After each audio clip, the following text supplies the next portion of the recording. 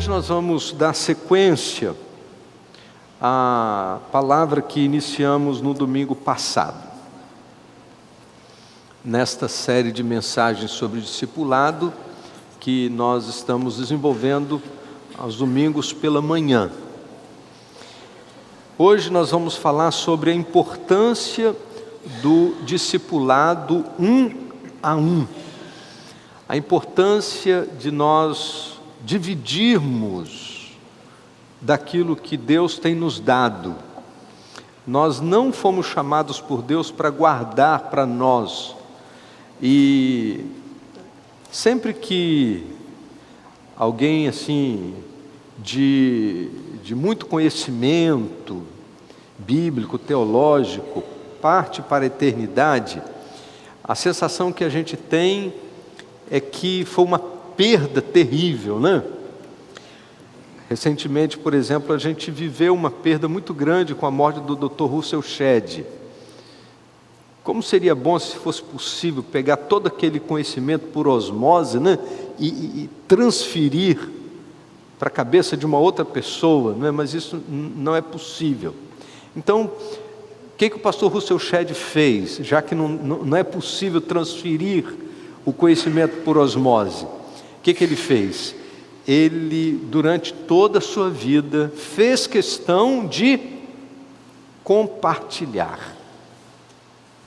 Aquilo que você vive como experiência, aquilo que você vive com a palavra de Deus, aquilo que você descobriu do Evangelho, aquilo que você recebeu da parte do Senhor, não foi para você guardar para você mesmo, mas foi para que você pudesse compartilhar. Eu queria ler junto com os irmãos o texto de Provérbios, capítulo 27, verso 17, que diz assim: assim como o ferro afia o ferro, o homem afia o seu companheiro. Vamos ler juntos? Assim como o ferro afia o ferro, o homem afia o seu companheiro. Do mesmo jeito que o ferro é usado para afiar um ao outro, né? Eu não sei quantos já tiveram a oportunidade de viver a experiência de afiar. Às vezes 2 facas resolvem o problema de corte, né? A palavra de Deus diz: assim como o ferro afia o ferro, o homem afia o seu companheiro. O que significa isso? Que uma vida afiada não é uma vida isolada. Preste atenção nisso. Você precisa ser afiado e você precisa afiar. Só que isso só acontece quando existe contato. Esse processo de ser afiado e afiar só se dá quando existe contato. Não existe possibilidade da gente ser afiado e da gente afiar. E aí, querida, é muito importante você entender isso, que todos nós estamos no processo. Todos nós estamos vivendo o processo da vida discipular. E segundo a palavra de Deus, a gente só vai ser afiado na medida que nós nos tocamos, na medida que nós nos encontramos, na medida que nós dividimos nossas experiências, nossas expectativas de vida com Deus. No isolamento a gente não vai conseguir fazer isso. Ah, pastor, eu posso resolver tudo da minha vida com Deus, sozinho, dentro do meu quarto, eu e minha Bíblia. Aí você tem que riscar da sua Bíblia todos os uns aos outros que existe aí no Novo Testamento. São 32 mandamentos recíprocos chamados os chamados uns aos outros. Você tem que riscar tudo isso da sua Bíblia, porque no projeto de Deus, a gente precisa desse encontro, a gente precisa dessa parceria, a gente precisa desse relacionamento. Então, na semana passada, nós terminamos a mensagem com esse slide.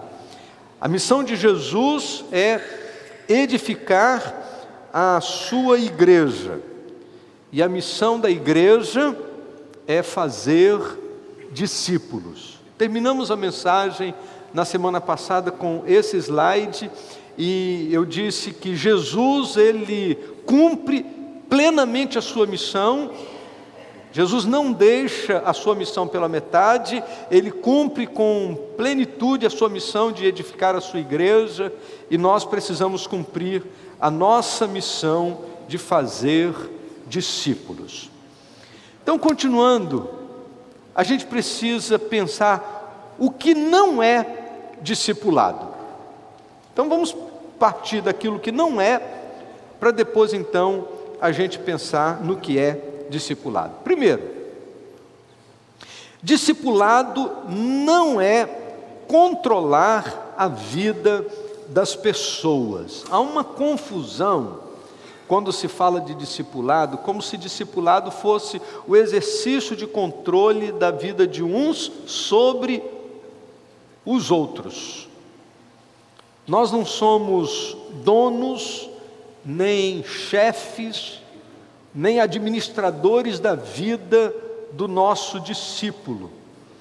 Nossa responsabilidade no discipulado não é manipular as pessoas, manter as rédeas da vida do outro, ou controlar aquilo que ele deve ou não deve fazer. Mas o nosso papel é de cuidar e dar suporte espiritual para a vida do nosso discípulo. Então, a primeira coisa que a gente precisa lembrar é que discipulado não é controlar a vida das pessoas. Por que eu estou fazendo questão de dizer o que não é? Porque existem alguns discipulados por aí, alguns modelos de discipulados por aí na igreja evangélica, que o discipulador acaba sendo uma autoridade espiritual sobre a vida do seu discípulo, a ponto de exercer controle de suas decisões e escolhas, numa transferência de responsabilidade que fere frontalmente o ensino da palavra de Deus, do sacerdócio universal dos crentes. Então, na nossa visão, discipulado não é controlar a vida do outro. Segundo, discipulado não é fazer discípulo de si mesmo. O alvo do discipulador não é levar o discípulo a ser parecido com você. O alvo do discipulador não é transferir seus gostos, suas preferências. Não é fazer com que o seu discípulo goste das mesmas coisas que você gosta. Não é transferir suas manias, seus trejeitos, sua personalidade. Não é para que o discípulo fale como você fala, ore como você ora. Não é para que ele tenha as mesmas experiências que você teve. Mas o alvo é fazer com que o discípulo seja parecido com Jesus. Não é para que o seu discípulo seja parecido com você, mas seja parecido com Cristo. Nós não devemos nos reproduzir na vida do outro, mas devemos reproduzir o caráter de Jesus na vida do outro. Jesus não nos mandou fazer nossos discípulos, mas mandou fazer discípulos dele e para ele. Nossos discípulos devem continuar sendo como são em sua personalidade. Então, inadvertidamente,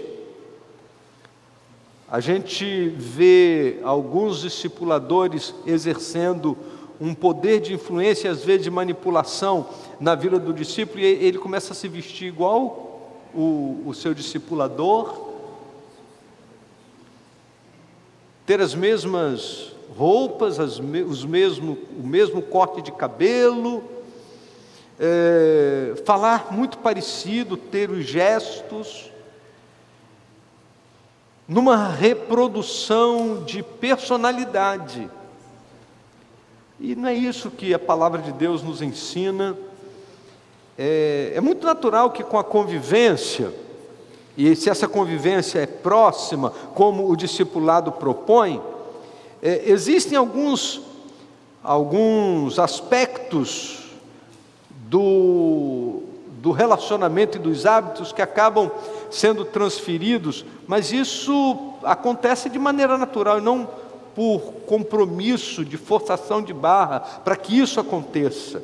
Então, nós não fazemos discípulos de nós mesmos, nós fazemos discípulos de Jesus. Terceiro lugar, discipulado não é tentar bancar Deus na vida dos seus discípulos. Nós não estamos aqui para substituir a Jesus, nós não estamos aqui para substituir a obra do Espírito Santo, nós não estamos aqui para substituir aquilo que só Deus pode fazer. Tentar resolver os problemas e assumir responsabilidades que só pertencem a Deus é uma incoerência, e nós não podemos nos deixar levar por esse tipo de tendência. As decisões e rumos devem ser tomados individualmente, na consciência de que todos nós temos acesso à direção de Deus, todos nós temos responsabilidades diante de Deus.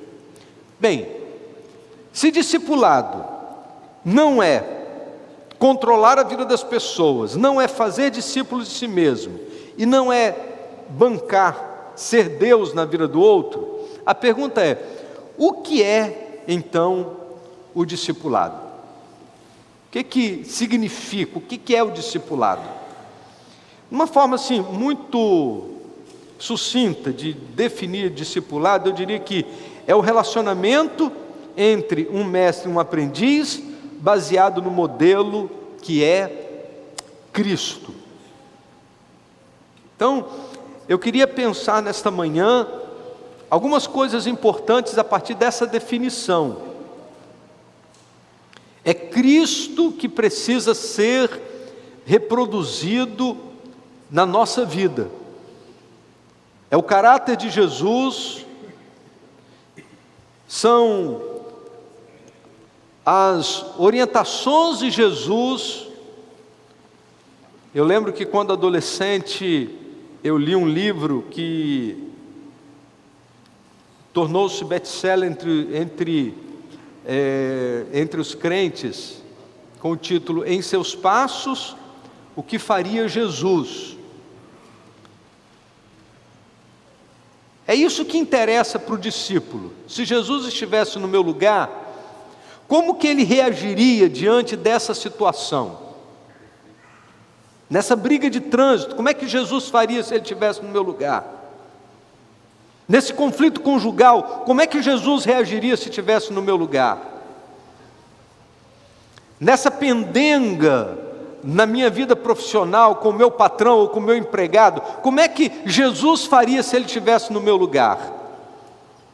No meio das diversas situações da nossa vida, se Jesus estivesse no meu lugar, o que Jesus faria? Então, ser discípulo de Cristo significa ter atitudes e reações que se pareçam com as atitudes e as reações de Jesus. E existem algumas coisas importantes que nós precisamos entender a respeito do discipulado. E nesta manhã eu queria falar de algumas verdades que nós não podemos esquecer. Primeiro, Jesus nos chamou para sermos discípulos que fazem discípulos. Esse é o grande chamado de Jesus. Mateus capítulo 28, versos 18, 19 e 20, Jesus estava falando aos seus discípulos e ele disse assim: foi-me dada toda a autoridade nos céus e na terra, portanto, vão e façam discípulos de todas as nações, batizando-os em nome do Pai, do Filho e do Espírito Santo, ensinando-os a observar ou a obedecer tudo que eu ordenei a vocês. Eu estarei sempre com vocês até o fim dos tempos. Hoje eu estava falando aos meus alunos na escola bíblica dominical, referindo-me a esse texto é chamado de a grande comissão. Mas ele tem sido, na verdade, a grande omissão.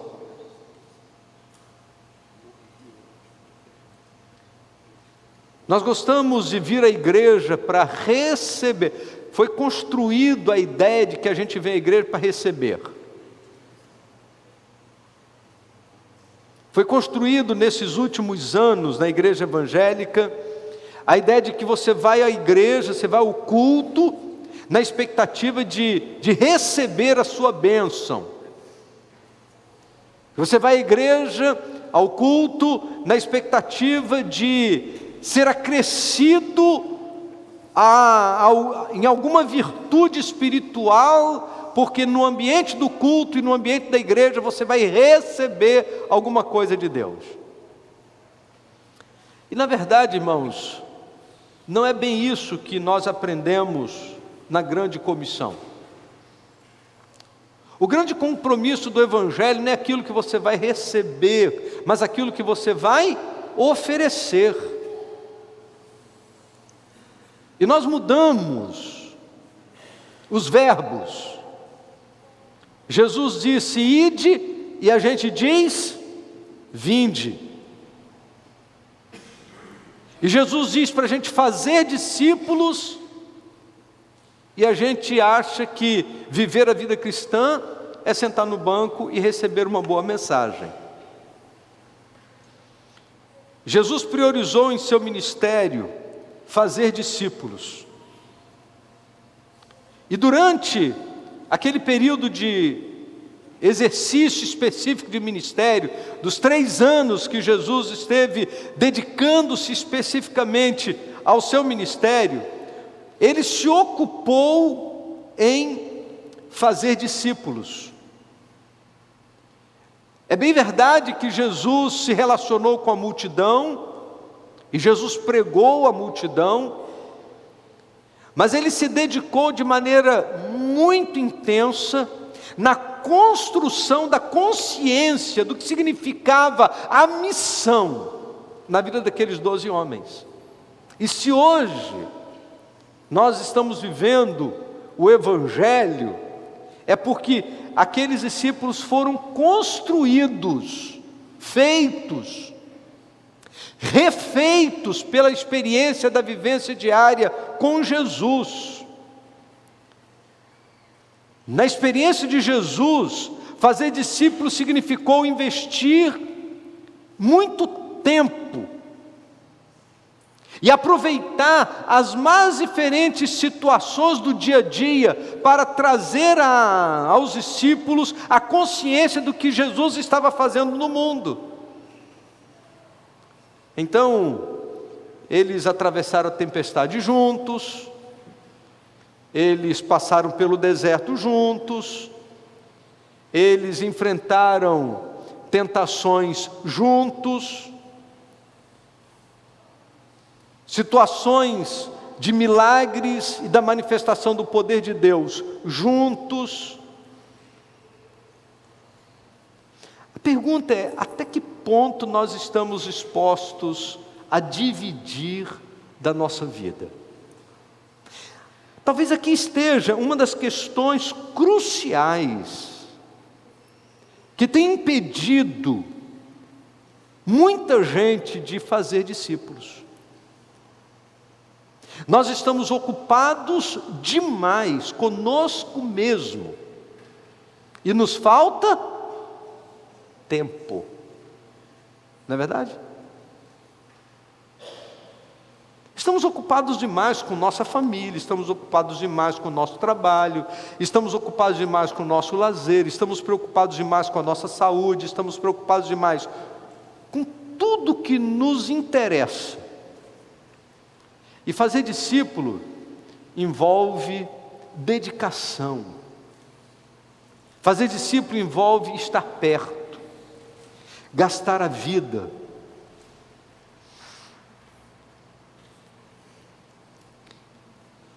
Eu sei que muitos irmãos têm orado a Deus durante esse ano de 2017, porque é um ano para fazer um discípulo, e muita gente tem orado a Deus: Senhor, dá-me capacidade para ver quem é a pessoa com quem eu devo trabalhar, dedicar, tal. Mas talvez a gente tenha que fazer uma oração diferente. Talvez a gente tenha que começar pedindo a Deus: Senhor, converta meu coração para a vida discipular. Mexe com o meu coração e minhas estruturas, para que eu entenda que eu não sou o centro do mundo, e que eu não posso viver para mim mesmo, e que eu preciso doar um pouco de mim, daquilo que o Senhor tem me dado, daquilo que o Senhor tem me revelado na sua palavra, daquilo que tem sido fruto das minhas experiências com o Senhor.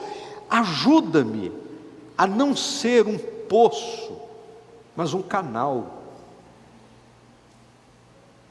e a entender que eu preciso me dedicar a alguém.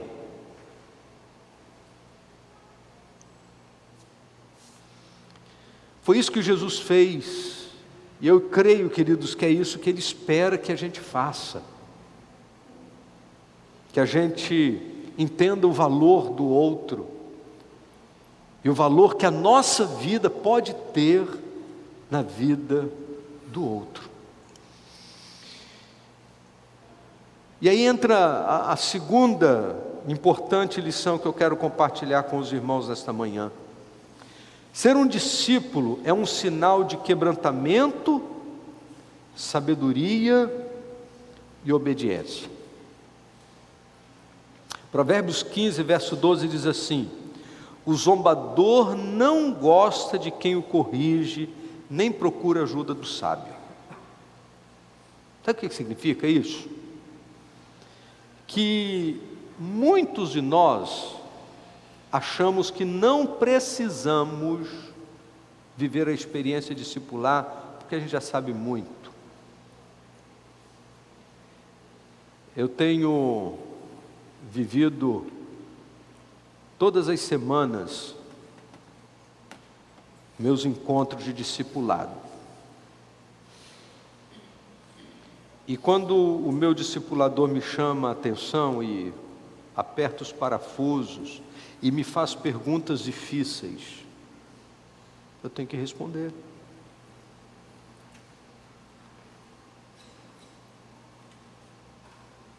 E hoje nós vemos encontros semanais e nós trocamos essa experiência.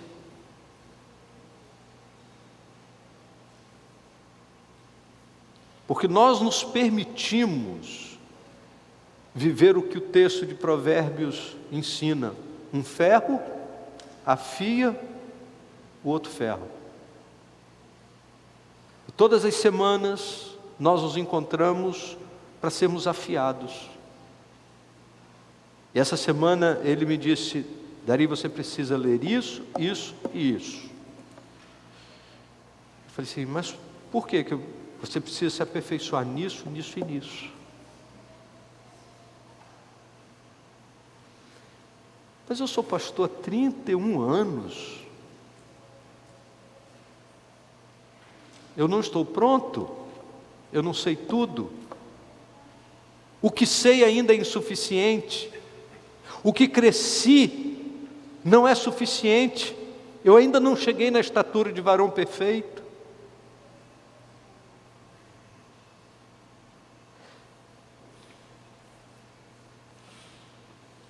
Provérbios diz que o zombador não gosta de quem o corrige, nem procura a ajuda do sábio.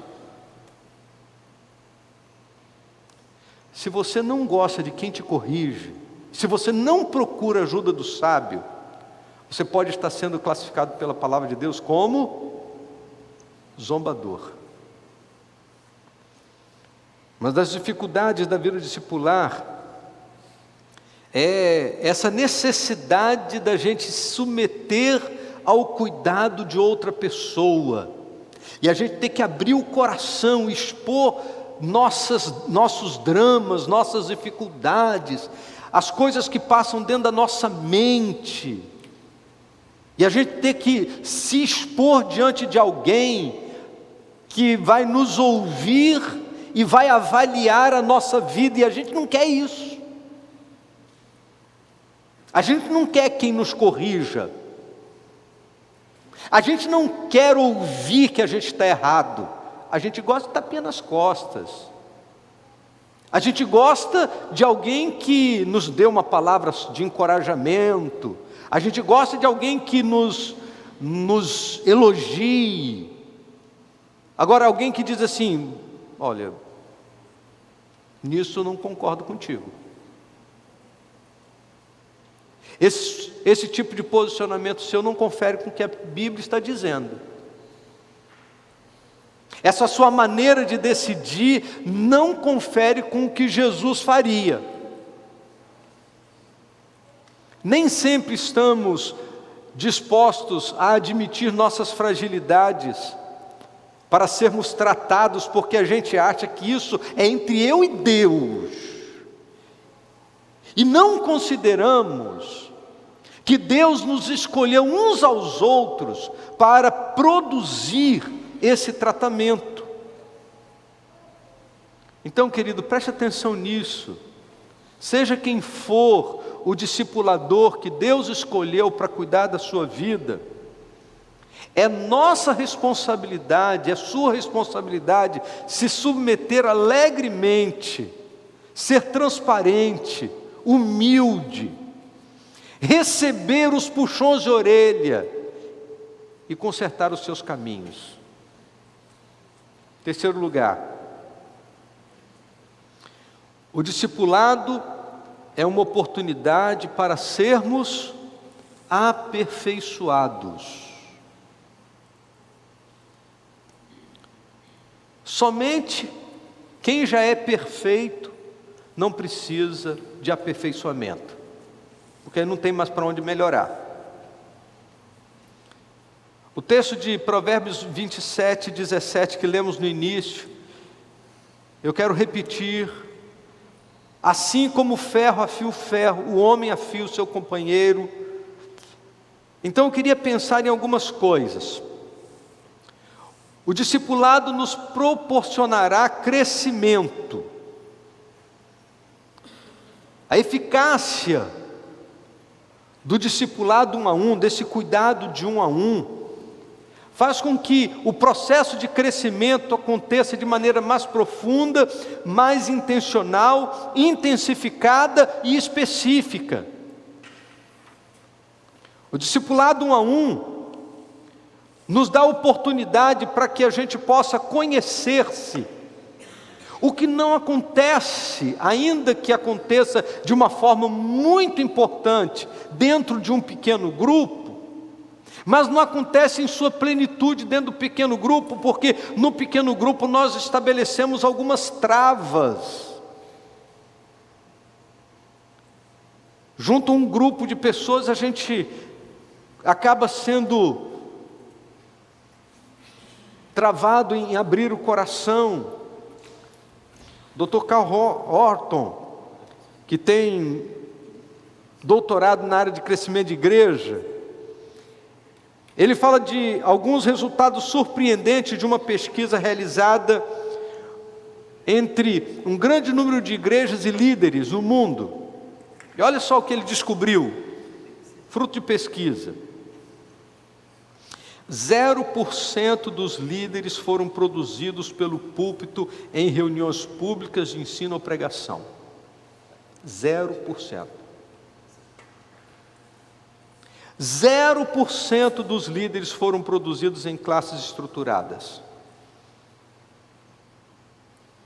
10% dos líderes foram gerados no discipulado em pequenos grupos. E 90% dos líderes foram gerados através do discipulado 1 a 1.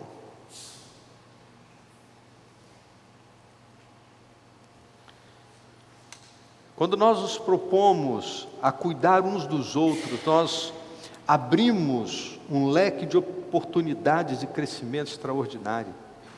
Quando nós nos propomos a sermos tratados 1 a 1, nós abrimos uma oportunidade extraordinária de crescimento. O discipulado 1 a 1 não deve ser feito de qualquer jeito. Então nós temos algumas orientações que são importantes. Por exemplo, o discipulado 1 a 1 deve acontecer, as pessoas devem ser do mesmo sexo. Não é conveniente homem discipular mulher ou mulher discipular homem, mas é importante que homem discipule homem e mulher discipule mulher, porque se você vai entrar em individualidades, isso pode ser um caminho de tentação e problema. Então, o discipulado 1 a 1 deve ser pessoas do mesmo sexo. O discipulador deve ser muito discreto, leal ao seu discípulo, e essa relação de comprometimento, de cumplicidade, é indispensável para que haja confiança mútua. O discipulado deve acontecer preferencialmente entre pessoas do mesmo pequeno grupo. Discipulado precisa ser uma ação de amor, no compromisso do bem-estar do outro, e nunca um exercício de manipulação. Esses são pré-requisitos essenciais para que a gente possa desenvolver um discipulado 1 a 1 que venha trazer resultados espirituais necessários à vida do crente. O discipulado é uma prevenção contra a queda e o fracasso. Eu não sei quem falou, mas achei muito interessante essa frase. Diz assim, olha, tentação confessada é pecado não cometido. Confesse a tentação para evitar o pecado. Muita gente caiu porque não teve coragem de confessar a tentação. Se tivesse confessado a tentação, poderia ter recebido ajuda e não cairia. Mas muita gente nega a tentação o tempo todo. E porque nega a tentação, oferece a Satanás os instrumentos que ele precisa para levar a tentação à prática do pecado. Então, o discipulado oferece a oportunidade e o ambiente para que você possa confessar as suas tentações. E aqui para nós, quem não as tem? Cada um na sua área, cada um tem uma área de fragilidade diferente. As tentações são diferentes na vida de uns e na vida de outros. Nossas áreas de fragilidade são diferentes de uns para com os outros. Mas todos nós, em alguma área, estamos sendo tentados o tempo todo. E se nós ignorarmos o fato de estarmos sendo tentados corremos o risco de cair no pecado sem necessidade. O discipulado traz cura para a nossa alma. Essa confiança e transparência trarão cura para o relacionamento e a vida. Então, permita Deus tratar a sua vida, permita Deus usar a sua vida. Tiago capítulo 5, verso 16, a Bíblia diz assim: confessai os vossos pecados uns aos outros e orai uns pelos outros para serdes curados. Em que ambiente isso pode acontecer, meus irmãos? Em que ambiente isso pode acontecer, se não no ambiente discipular? Se não naquele ambiente em que você se sente seguro, que suas fragilidades podem ser compartilhadas e você se sente seguro. E a palavra de Deus diz: confessai, confessai para serdes curados. Provérbios 28, 13 diz: o que encobre suas transgressões jamais prospera, mas o que as confessa e abandona alcançará misericórdia.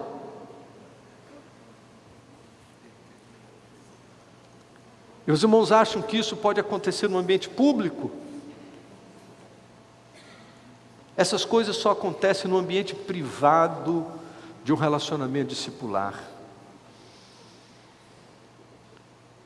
Quando nós pegamos a palavra de Deus, nós vamos ver o discipulado em muitos exemplos bíblicos. O discipulado é claramente visto em toda a Bíblia.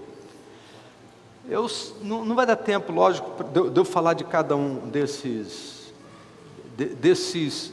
nomes e dessas relações. Mas a Bíblia é cheia de exemplos de discipulado. Por exemplo, Moisés e Jetro, Moisés e Josué, Elias e Eliseu, Eliseu e Geazi, Jesus e os três, numa relação diferente de Jesus com os 12, Jesus e João, numa relação diferente de Jesus com os três, Barnabé e Paulo, Barnabé e João Marcos, Paulo e Timóteo, e assim sucessivamente. Nós vamos encontrar na palavra de Deus um monte de exemplos de vida discipulada, de pessoas que foram cuidando de pessoas, que foram reproduzindo discipulado, e discipulado foi passando de um para o outro, dali em diante, e a coisa foi acontecendo nesse processo. O que é importante a gente entender é que fazer discipulado é uma ordem de Jesus. Jesus nos manda fazer discípulos. Eu tenho falado algumas vezes, eu quero repetir nesta manhã, que há uma ordem, nós só temos duas possibilidades: ou a gente obedece, ou então a gente obedece. Porque na nossa relação com Jesus, não existe a possibilidade de desobediência, amém, irmãos? Não existe nenhuma possibilidade de desobediência. Se você já está sendo discipulado, é necessário você orar a Deus, suplicando ao Senhor, que Ele envie uma pessoa para que você possa cuidar. Se você não está sendo discipulado, é necessário que você ore a Deus, pedindo ao Senhor que mande alguém para cuidar de você. Eu tenho dito que meu grande sonho é o dia em que a gente puder chegar aqui na igreja e dizer assim: você está sendo cuidado por quem? Por fulano. E você está cuidando de quem? Eu estou cuidando de fulano, fulano e fulano. Porque discípulos você pode ter vários, agora discipulador você só pode ter um. Quem é o seu discipulador? É fulano. Agora, De quem você está cuidando? Eu estou cuidando de fulano. Eu estou cuidando de 2, eu estou cuidando de 3, de 4. Ninguém pode cuidar mais do que 12. Jesus só cuidou de 12, então não precisa você querer fazer mais do que Jesus. Você não é melhor do que Jesus. Então, se você cuidar de 2, de 3, de 5, está ótimo. Agora, você não pode não cuidar de ninguém. Essa opção é que não existe. Quando você ganha alguém para Jesus, você precisa garantir que essa pessoa seja bem discipulada. Quando você adota alguém que você não ganhou, você precisa garantir que essa pessoa seja bem discipulada. Então, no domingo que vem, nós vamos falar sobre discipulado por adoção e discipulado por geração. A diferença que existe entre o discipulado por adoção para o discipulado por geração. Nesse momento, nós temos muitos discipulados que estão acontecendo por adoção. Amém? E eu estou muito feliz com isso. A cada semana, eu tenho me surpreendido com o processo de crescimento da vida discipular na vida da igreja. Desde juniores, adolescentes, jovens e adultos. Vez por outra, passo em frente de uma sala e olho lá pessoas fazendo discipulado. Há 2 domingos, semana passada, eu estava vivendo uma experiência discipular num shopping. Eu tentei gravar um ao vivo, junto com a pessoa com quem eu estava fazendo o discipulado, para poder ensinar que o discipulado ele não precisa ser feito apenas em um ambiente formal de sala. O discipulado pode acontecer num shopping, o discipulado pode acontecer numa praça, o discipulado pode acontecer em qualquer lugar. Não tem que ser dentro de um ambiente formal de uma sala. O discipulado pode acontecer onde você encontrar com alguém que esteja precisando abrir o coração e viver junto esse tempo de crescimento em Cristo. E nós queremos encorajá-los a procurarem viver a vida discipular. Esse ano é o ano para fazer um discípulo. E se você já está vivendo esse processo, amém, que bom. Se você ainda não está vivendo, a gente quer te ajudar. E a nossa intenção em compartilhar estas mensagens nos domingos da manhã do mês de junho é para que você seja despertado e a gente possa ver você crescendo e compreendendo a bênção que é viver a vida discipular. Eu não saberia mais viver de outro jeito. E Deus tem me dado a oportunidade de ter alguém para cuidar da minha vida. E eu estou cuidando da vida de algumas pessoas.